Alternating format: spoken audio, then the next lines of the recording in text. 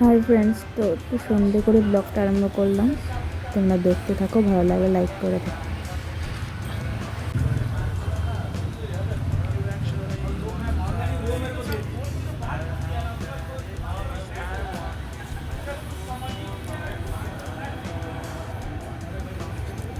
বন্ধুরা, এবার আমি দোকান থেকে আসলাম। দোকান থেকে না, বড় ছেলে সাথে ওই ছেলের সাথে ওষুধ আনতে গেছিল আমার ভাইয়ের।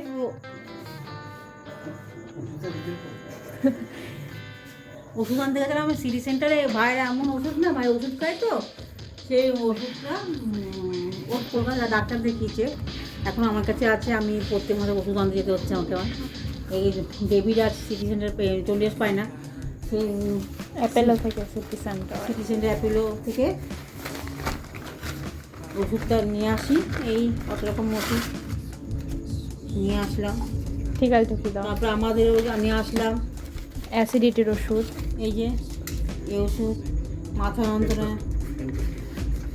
যন্ত্রণা স্যারিডন। তারপরে আমার একটু সর্দি, ভিতরে জ্বর লাগছে, ওইটা খুব খারাপ না, জ্বরের ওষুধ।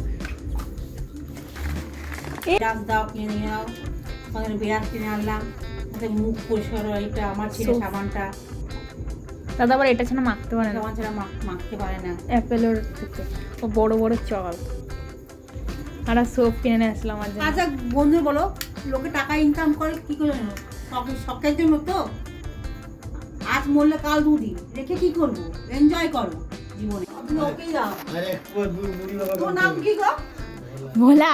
এবার মাথায় দেখো, মাথা টিকলি পড়েছে নাকি? আচ্ছা তো ও মাথাটা দেখো, মাথায় দেখো। কবরে এই দুই ব্যবসা দাও।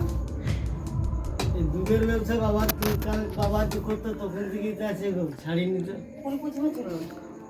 আর বাবা এখানে অনেকদিন আছে, ইস্পাত করি তো 35 বছর হয়ে গেল। আপনার কটা গরু আছে? 5টা। ভালো ইনকাম হয় বলো? আর কি বলছি, শুনো, একটা ঘর বিক্রি আছে, নিলে হলো আমাকে বলবে 5 লাখ টাকা দাম বলছে। কোথায় রে? ওই আমাদের ইস্পাত করিতে 5 লাখ টাকা, নিচতলা না উপরতলা? ওই স্পট বলে দাও। Good night, tata. কাল থেকে আবার